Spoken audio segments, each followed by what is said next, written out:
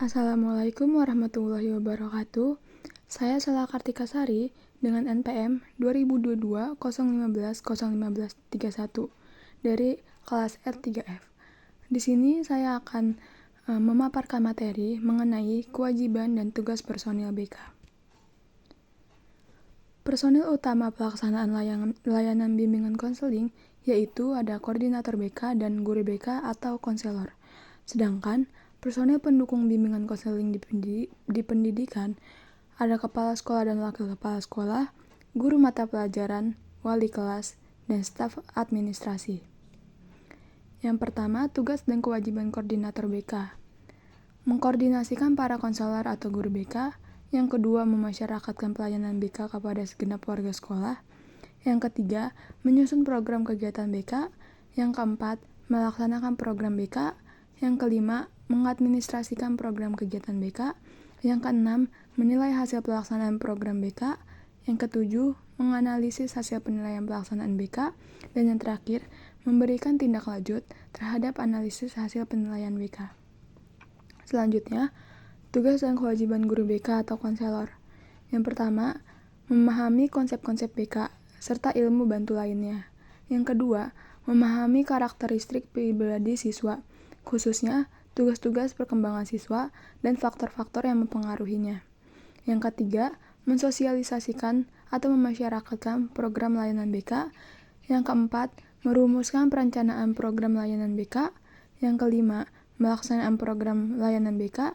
Dan yang terakhir, menindaklanjuti hasil evaluasi atau follow up hasil evaluasi.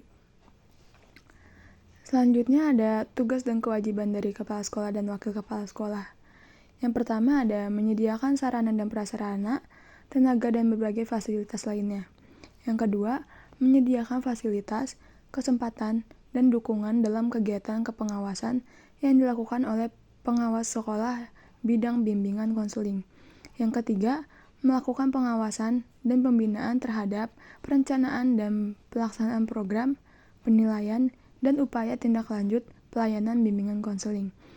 Dan yang terakhir, mempertanggungjawabkan pelaksanaan pelayanan bimbingan konseling di sekolah kepada pihak-pihak terkait. Selanjutnya, ada tugas dan kewajiban guru mata pelajaran. Yang pertama, membantu konselor mengidentifikasi peserta didik yang memerlukan pelayanan BK, serta membantu pengumpulan data tentang peserta didik.